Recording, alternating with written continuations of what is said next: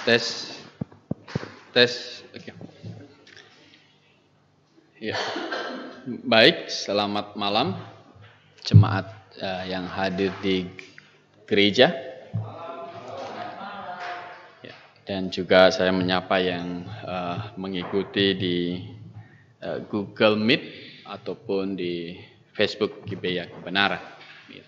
Kita akan melanjutkan pembelajaran kita. Kita akan pakai waktu 30 menit ke depan untuk belajar ya eksposisi kitab Roma. Eksposisi kitab Roma kita sampai di pasal 1 ayat 24 dan kita akan bahas hari ini sampai dengan ayat 32. Jadi ayat Roma pasal 1 ayat 24 sampai dengan 32. Begitu. Baik, kita akan berdoa terlebih dahulu. Mari tundukkan kepala kita. Tuhan, terima kasih yang Engkau terus pelihara kami. Kami tahu itu Tuhan.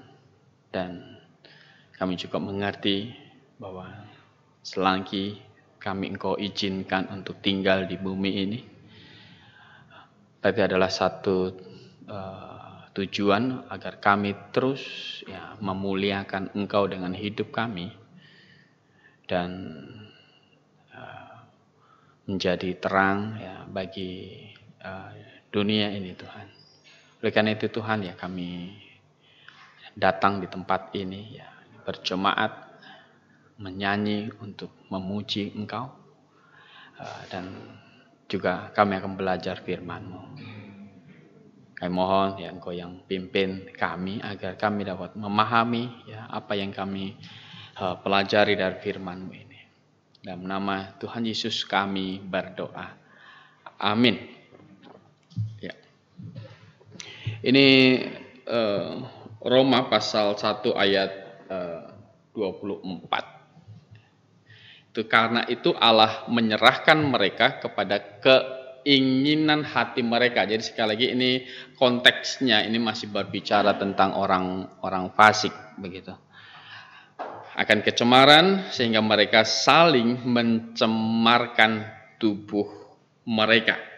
Jadi kata menyerahkan mereka di dalam bagian ini pasal 1 ayat 24 sampai 32 kita mendapatkannya 3 kali muncul. Di ayat 26 itu juga Allah menyerahkan mereka.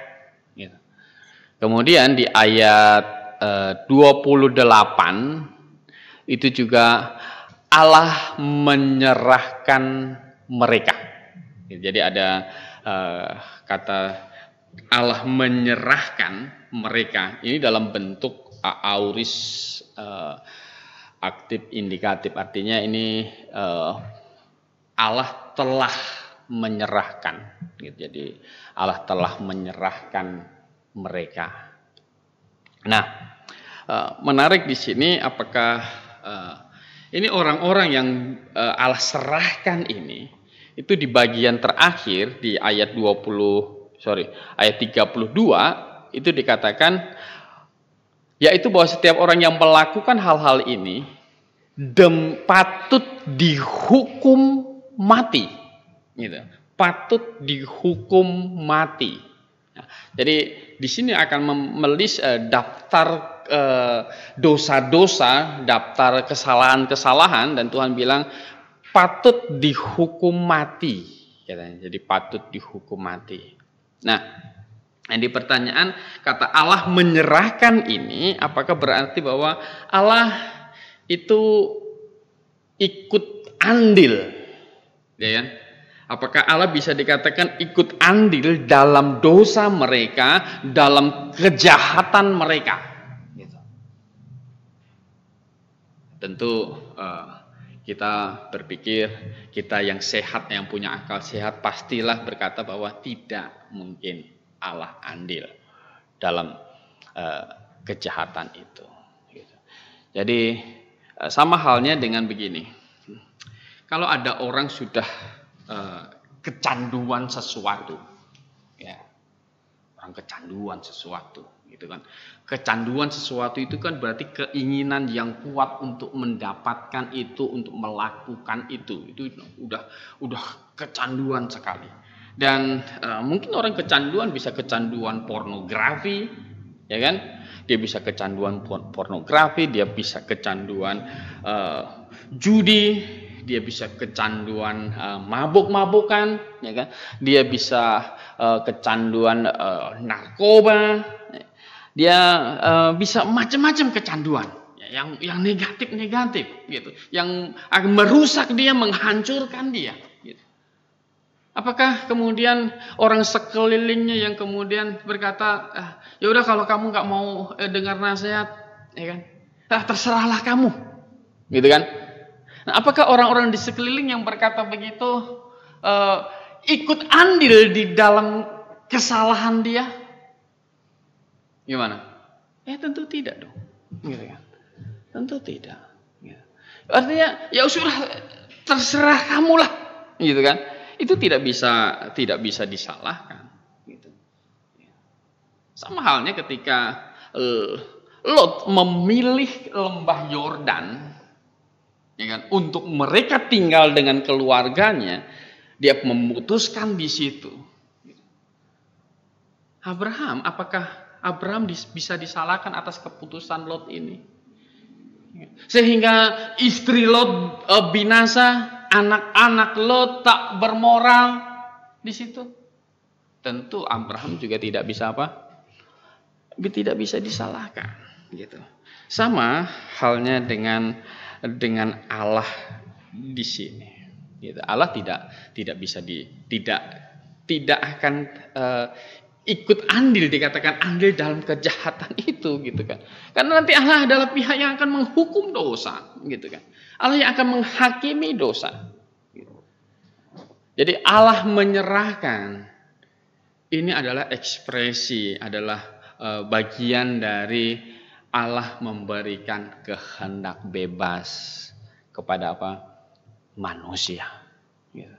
Jadi Allah menyerahkan di ayat 26 itu, ayat 24 kepada keinginan hatinya, gitu ya.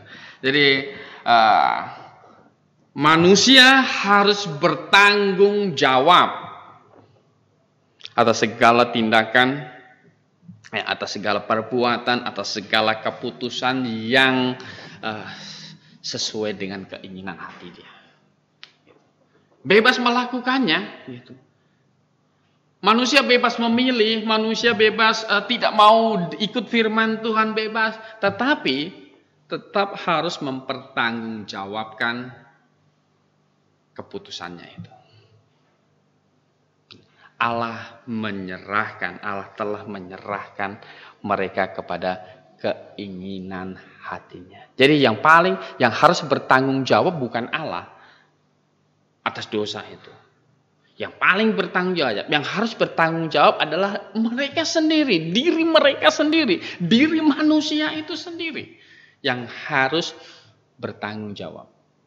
Karena itu keinginan hati mereka. Jadi saya katakan ini adalah konsekuensi dari manusia itu diciptakan dengan kehendak bebas. Ya. Makanya Yakobus berkata, kalau kita membaca Yakobus pasal 1, Yakobus pasal 1, coba kita baca.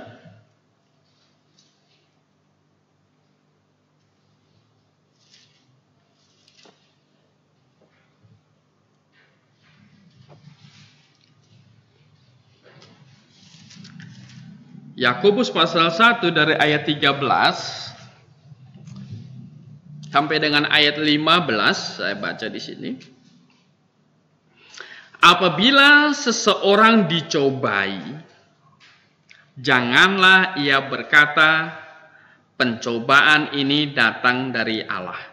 Sebab Allah tidak dapat dicobai oleh yang jahat dan ia sendiri tidak mencobai siapapun. Ayat 14. Tetapi tiap-tiap orang dicobai oleh apa? Perhatikan di sini, keinginannya sendiri. Jadi siapa yang harus disalahkan? Hah? Yang harus bertanggung jawab siapa? Diri sendiri. Gitu kan? Diri sendiri. Karena ia diseret dan dipikat olehnya.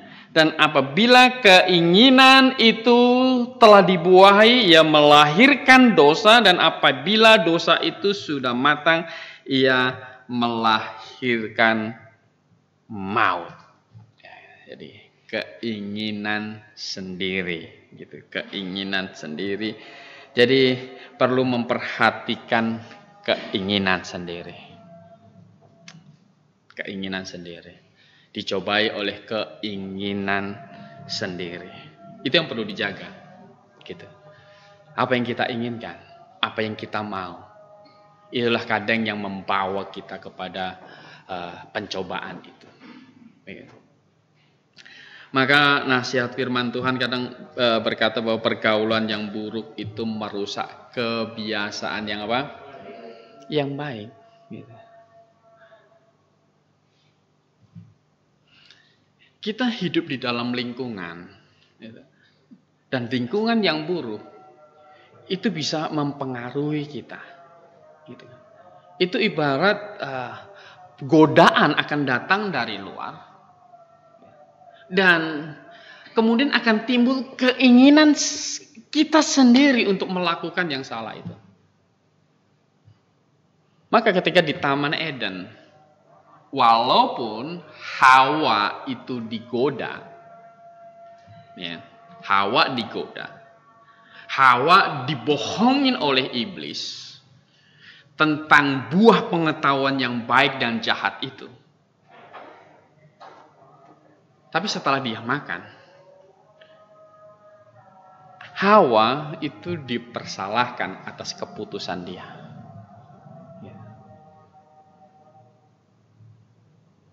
Tidak bisa Hawa waktu itu Adam pertama berlindung bahwa ini perempuan yang kau taruh di sampingku. Gitu. Kemudian Hawa berkata bahwa ini ular yang menggoda aku. Gitu. Mereka dihukum juga. Mereka dihukum. Malah kadang ada orang berpikir bahwa Allah yang tahu manusia akan jatuh ke dalam dosa, malah nyalahkannya Allah. Kenapa nggak dicegah katanya? Setelah jatuh ke dalam dosa nanti masuk neraka, bukankah ini Allah yang bisa cegah mereka sebenarnya? Tapi mereka nggak mengerti. Allah memberikan kehendak bebas kepada mereka dan manusia yang punya kehendak bebas bertanggung jawab atas keinginannya, atas keputusannya. Jadi pergaulan yang buruk merusak kebiasaan yang baik. Aspek luar bisa memberikan input yang buruk kepada kita dan kita harus menjaganya. Tadi barusan saya membaca Kompas, gitu. Membaca Kompas, katanya pengedar-pengedar narkoba itu sedang mengincar pekerja-pekerja tambang di Sulawesi Tenggara, daerah Kendari, gitu. Saya langsung teringat Pak Surya ada di lingkungan itu, gitu kan? Itu lingkungan yang secara ekonomi mereka itu kan ada uang, gitu kan? Pekerja-pekerja tambang itu uangnya banyak di situ. Mereka ada yang pekerja ilegal lah, apa yang tambang-tambang ilegal gitu kan, itu juga banyak menghasilkan uang mungkin di situ. Itu menjadi fokus ini. Orang-orang yang banyak uang kemudian kesepian, gitu kan? Ini ingin dapat kebahagiaan. Nah, ini menjadi celah bagi para pengedar ini untuk datang ke situ, menjadi peluang. Dan saya bilang kepada dia, hati-hati dengan pergaulan. Hati-hati dengan pergaulan. Orang yang sudah lahir baru, orang yang sudah diselamatkan masih bisa jatuh ke dalam apa? Dosa. Oleh karena itu hati-hati, Alkitab tetap berkata benar, pergaulan yang buruk merusakkan kebiasaan yang baik. Gitu. Jadi mesti dijaga bagaimana keinginan hati kita itu tetap bagus, tetap benar. Gitu. Ya. Maka menjaga keinginan hati, menjaga hati itu adalah dengan apa? Dengan terus berjemaat, dengan terus belajar firman Tuhan, dengan terus memuji Tuhan dan mengerti apakah tujuan saya hidup ini. Tujuan saya hidup adalah memberi kemuliaan bagi Tuhan. Gitu. Jadi harus dijaga. Keinginan ini harus dijaga. Gitu. Keinginan ini harus dijaga. Karena nggak bisa dicegah. Gitu. Nggak bisa dicegah. Allah. Gitu. Bahkan kalau mereka sudah sangat ingin, silakan. Gitu. Diserahkan kepada keinginan hati mereka. Keinginan. Maka di 1 Timotius 6 ayat 6 sampai 10 itu dinasihatkan tentang, coba kita membaca, satu keinginan yang harus sangat dijaga oleh orang yang sudah lahir baru.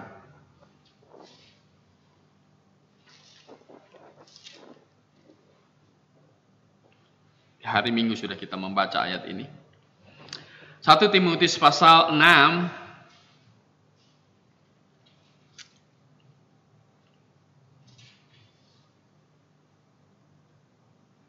di ayat yang ke-6 saya akan membaca. Memang ibadah itu kalau disertai rasa cukup memberi keuntungan yang besar, sebab kita tidak membawa sesuatu apa ke dalam dunia dan kita pun tidak dapat membawa apa-apa keluar. Asal ada makanan dan pakaian cukuplah. Tetapi mereka yang apa? Ingin kaya, sebenarnya ingin cepat kaya. Karena keinginan kaya itu kan netral gitu. Misalnya anak sekolah gitu kan, SMP, SMA gitu kan. Oh, saya mau kaya gitu. Mengapa? Karena kan diajarin hemat pangkal apa? Hemat pangkal kaya. Oh, saya mau kaya. Oh, dia mau hemat gitu kan. Mau hemat, uang jajannya dia simpan, dia mulai belajar nabung. Begitu kalau dikasih orang tua dia mulai nabung, dia sisihkan segala macam. Begitu itu menjadi kebiasaan yang baik dalam hidup dia, sehingga nanti ketika dia bekerja dia akan tekun, gitu kan? Dia akan tekun. Nah, kalau dia tekun maka karir akan baik, dia akan menjadi kaya bisa. Gitu. Tetapi itu adalah bukan cara yang instan untuk kaya. Yang masalah di sini adalah ingin cepat kaya. Orang ingin cepat kaya itu akan menjadi masalah, gitu kan. Orang pergi ke Gunung Kawi supaya apa? Bisa cepat kaya. Menurut omong-omongan orang, gitu kan. Pengenlah orang akhirnya apa? Dagang apa? Pergi ke sana, gitu kan. Ada syarat-syaratnya, diikutin. Gitu. Harapan cepat kaya. Padahal secara logika, kan, gimana bisa kaya? Gitu. Gitu. Kalau misalnya jualan bakso, baksonya tidak enak, ya bagaimana orang beli kan gitu. Gitu. Jadi karena ingin cepat kaya, yang nggak masuk akal bisa dilakukan gitu. Ingin kaya, gitu. Ingin kaya. Orang pergi judi. Kasih taruhan, gitu kan? Kasih taruhan. Itu tujuannya biar apa? Cepat kaya kan gitu. Gitu. Kalau saya taruh rumah, dia taruh rumah, sama-sama taruh rumah. Gitu. Saya menang, yang tadi saya punya rumah 1, jadi langsung punya rumah berapa? 2, gitu kan? Menang taruhan, gitu kan? Tetapi, gitu kan? Kalau kita kalah, hilang 1 rumah juga. Gitu. Aduh, akhirnya susah gitu kan, punya rumah tadinya punya rumah satu ditaruhkan kemudian hilang lagi, susah, aduh susah ini gitu kan. Tuhan yang disalahkan. Tuhan kok kasih pencobaan saya berat sekali. Padahal Alkitab bilang Tuhan tidak memberikan apa? Pencobaan. Keinginan. Pasal 6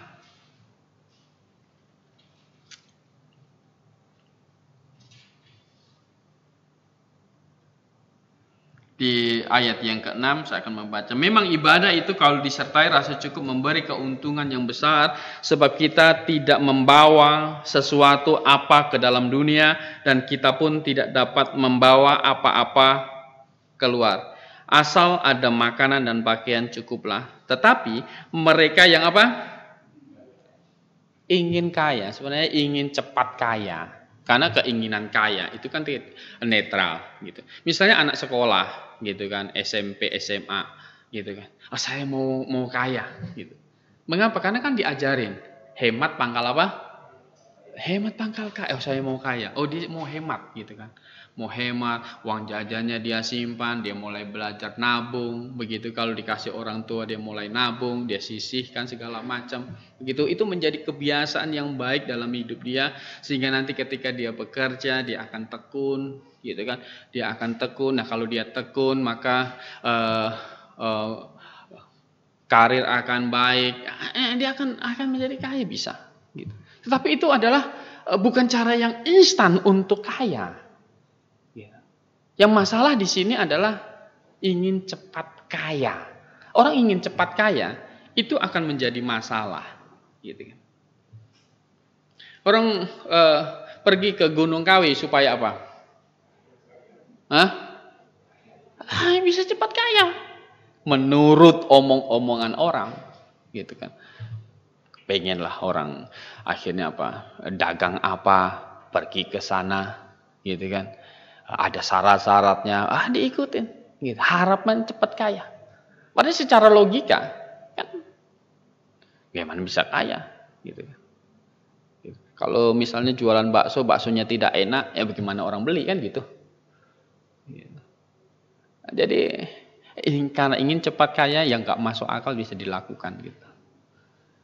Ingin kaya, gitu. Ingin kaya. Orang pergi judi. Kasih taruhan, gitu kan? Kasih taruhan. Itu tujuannya biar apa? Cepat kaya kan gitu. Kalau saya taruh rumah, dia taruh rumah, sama-sama taruh rumah, gitu. Saya menang, yang tadi saya punya rumah 1, jadi langsung punya rumah berapa? 2, gitu kan? Menang taruhan, gitu kan? Tetapi, gitu kan? Kalau kita kalah, hilang 1 rumah juga. Gitu. Aduh, akhirnya susah, gitu kan? Punya rumah, tadinya punya rumah 1 ditaruhkan, kemudian hilang lagi, susah. Aduh, susah ini, gitu kan? Tuhan yang disalahkan. Tuhan kok kasih pencobaan saya berat sekali. Gitu. Padahal Alkitab bilang Tuhan tidak memberikan apa? Pencobaan. Keinginan kita untuk cepat kaya lah itu yang tadi membuat kita bermasalah. Gitu. Jadi mengapa? Karena ada keinginan inilah, maka Injil kemakmuran yang didengung-dengungkan oleh pengajar-pengajar yang salah itu gampang diterima orang. Gitu. Kasih persembahan ini akan dikembalikan 100 kali lipat, 10 kali lipat, 100 kali lipat. Gitu. Kalau dikembalikan 100 kali lipat, maka kita dipancing untuk memberikan banyak atau sedikit? Banyak. Gitu kan. Supaya cepat. Kan gitu. Karena kalau kasih persembahan cuma 1000, ya, dikembalikan 10 kali lipat cuma berapa? 10.000 gitu kan. Nah, supaya cepat gitu. Jangan kasih 1000, kasih 10.000. Wah, akan lebih cepat. Gitu. Kasih 100.000. Kasih 1 juta, kasih 10 juta, 100 juta. Akan lebih cepat lagi.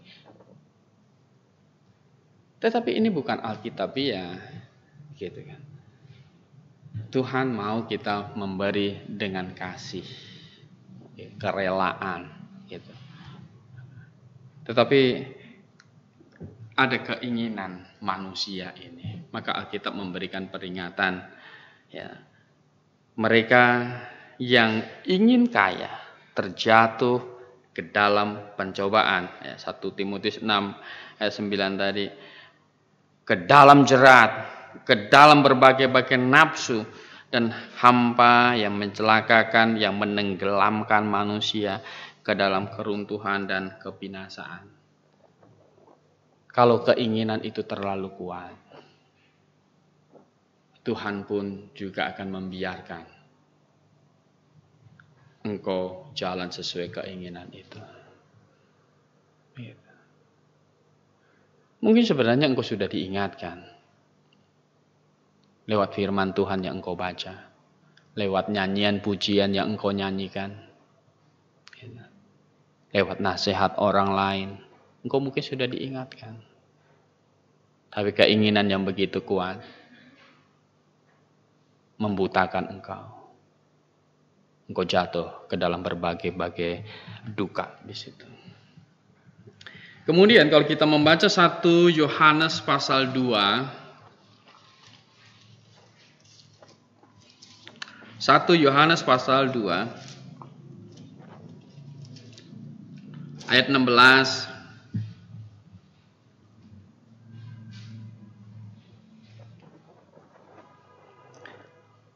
Sebab semua yang ada di dalam dunia ini, yaitu apa? Keinginan daging, keinginan mata, serta apa? Keangkuhan hidup. Keangkuhan hidup. Itu bukan dari Bapa, melainkan dari apa? Dunia ini. Jadi keinginan daging, keinginan mata, keangkuhan hidup itu bukan dari Bapa, itu dari dunia ini. Orang Kristen gitu, tidak boleh memamerkan kekayaan-kekayaannya.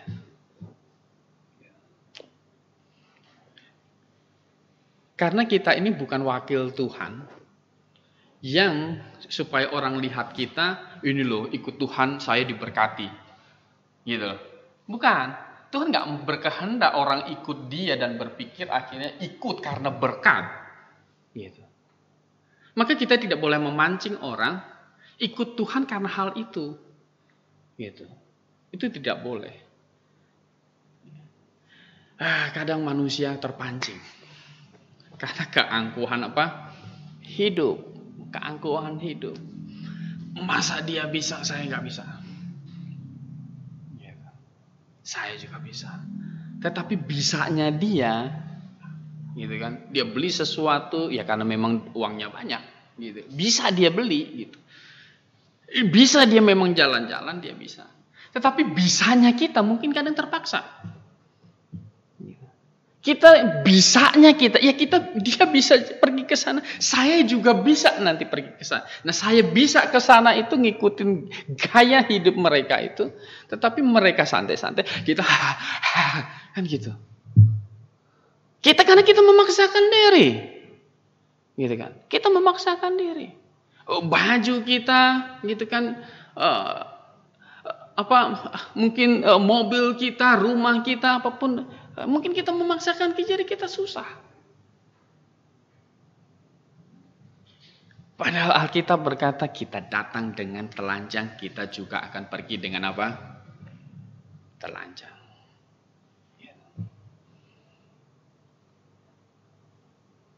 Asal ada pakaian, asal ada makanan dan pakaian, apa? Cukuplah. Tuhan mau kita hidup seperti itu. Hidup yang memuliakan Dia. Dan dilanjutkan di sini ketika Allah menyerahkan kepada keinginan hati mereka, mereka akhirnya bisa melakukan dosa-dosa yang di sini kita bilang ini dosa yang mengerikan. Gitu. Perhatikan di ayat 25 itu, mereka menggantikan kebenaran Allah dengan dusta dan memuja dan menyembah makhluk dengan melupakan penciptanya. Penyembahan berhala itu tidak masuk akal. Gitu kan. Bagaimana orang menyembah patung yang sendiri dia buat? Ya gitu. Dulu saya masih ingat ya Pak Liang Wan waktu dia bekerja tukang bikin patung begitu. Ahlinya dia gitu. Dia bikin macam-macam dia buat. Gitu. Naga kah apakah dia buat gitu. Kadang dia juga maintenance itu patung. Gitu. Dulu dia maintenance itu. Nah, waktu dia maintenance itu kan ya patung itu ya dia amplas, dia apain segala macam begitu, dia cat ulang gitu kan. Kadang untuk bagian atas patung itu yang dibawa dia injak begitu gitu. Tapi sama yang nyuruh dia itu disembah gitu ya. Sementara sama Pak Liang Wan itu kadang diinjak. Ini paling baru ini nggak masuk akal ini kan. Masa sesuatu yang saya begini kan orang lain sembah, bagaimana sih? Gitu. Nah, jadi, menggantikan kebenaran dengan dusta dan memuja menyembah makhluk dengan melupakan penciptanya yang harus dipuji selama-lamanya, begitu. Kemudian di ayat 26 itu diserahkan kepada nafsu yang memalukan gitu. Nafsu yang memalukan ini, jadi mereka ini disebutkan ini ayat 26 dan ayat 27 ini menjadi penyuka sesama jenis gitu. Istri-istri mereka menggantikan persetubuhan yang wajar dengan yang tak wajar. Kemudian ayat 27 demikian juga suami-suami mereka meninggalkan persetubuhan yang wajar dengan istri mereka dan menyala-nyala dalam berahi mereka seorang terhadap yang lain, sehingga mereka melakukan kemesuman laki-laki dengan laki-laki. Ya. Barusan ini viral, ada berita gitu. Orang baru menikah 1 hari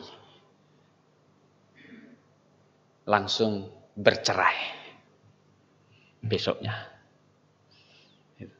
Harusnya orang baru menikah kan pergi honeymoon kah, kan gitu ya. Pergi berdua begitu, pernikahan kan gitu. Maka orang menikah kan ratu sehari gitu kan. Jadi besoknya langsung cerai. Kenapa? Karena rupanya yang laki-laki ini penyuka sesama jenis, gitu. Ya, penyuka sesama jenis. Laki-laki pasangannya tidak rela dia menikah, dan akhirnya laki-laki yang sudah menikah dengan seorang perempuan itu memilih yang laki-laki itu. Bisa bayangkan itu kan, oke ini kan memalukan gitu. Bagaimana kamu sudah menikah gitu kan? Yang kamu punya istri udah syah begitu, kemudian kamu diamkan dia seperti patung, kemudian kamu memilih yang laki-laki, gitu. Nggak masuk akal. Ada keinginan begitu. Tetapi Allah sudah menyerahkan mereka. Dan dilanjutkan di sini, karena itu mereka menerima dalam diri mereka balasan yang setimpal untuk kesesatan mereka. Jadi Alkitab jelas bahwa lesbian, gay, homoseks itu dosa. Gitu. Itu dosa. Itu pelanggaran terhadap Allah, pelanggaran terhadap Alkitab, begitu. Mereka menerima dalam diri mereka balasan yang setimpal. Kalau kita membaca Imamat pasal 18, coba kita membaca Imamat pasal 18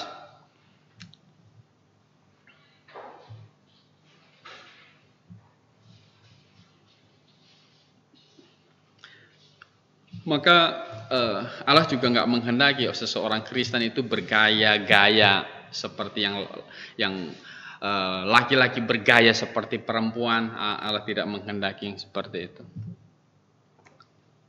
Imamat pasal 18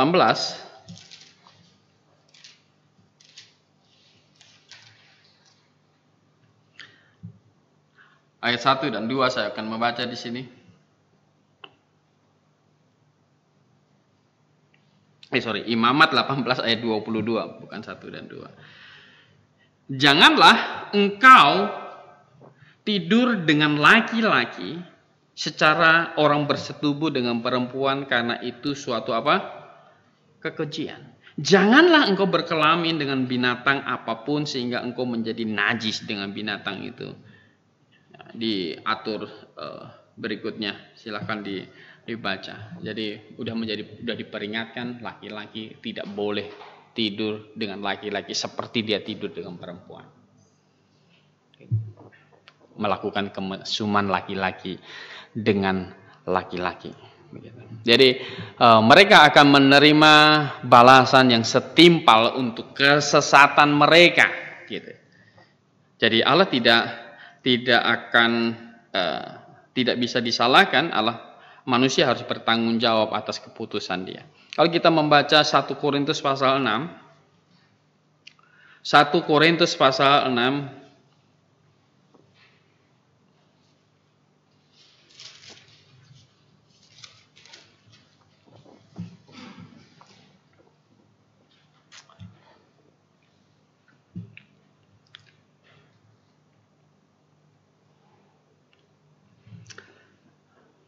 ayat yang ke-9 bagian B. Ayat dari ayat 9 saya akan membaca semuanya.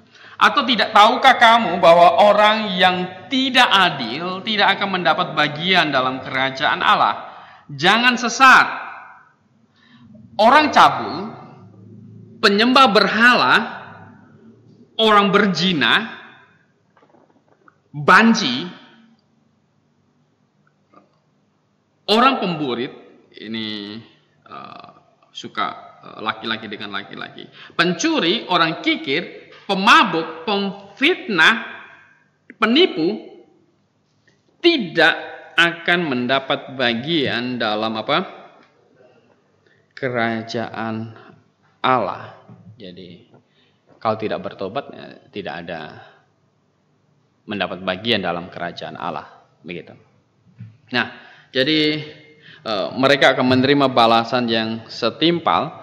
Nah, kemudian di ayat yang ke-28 itu dikatakan mereka itu diserahkan kepada pikiran-pikiran yang terkutuk, gitu kan. Jadi bagi kita yang pakai akal sehat, kita lihat ini nggak masuk akal, bisa berbuat seperti itu, gitu. Laki-laki gagah, gitu kan. Jatuh cinta sama laki-laki gagah juga. Gimana ya? Gitu kan. Badannya gagah gitu kan, berotot gitu. Tapi dia sukanya yang gagah juga gitu. Gimana? Sama-sama berotot gitu kan. Nggak masuk akal. Gitu. Jadi pikiran-pikiran yang terkutuk gitu. Pikiran-pikiran yang terkutuk. Ini bukan homoseks itu bukan kejahatan baru, bukan dosa baru. Itu sudah terjadi dari sejak Sodom dan Gomora, dan kota itu sudah Tuhan hanguskan, begitu. Dan dalam sejarah manusia itu banyak sekali orang sudah melakukan dosa seperti ini. Kemudian di ayat 28 itu disebutkan lagi, 29 bahwa kelaliman, kejahatan, keserakahan, ya kan? Kebusukan, ya, penuh dengan dengki, pembunuhan, perselisihan, ya, tipu muslihat, ya, tipu muslihat. Ada banyak orang, ya kan, yang berpikir yang penting dia bisa ambil untung dari orang tanpa dia memikirkan bagaimana orang rugi, ya gitu. Tipu muslihat, gitu. Kefasikan, ya, pembunuhan, dengki, serakah, kebusukan. Kemudian dilanjutkan ini pengumpat, pemfitnah, pembenci Allah, kurang ajar, congkak, sombong, pandai dalam kejahatan, tidak taat kepada orang tua. Pandai dalam kejahatan. Gitu. Pandai dalam kejahatan. Dia nutupin kejahatan itu. Pandai.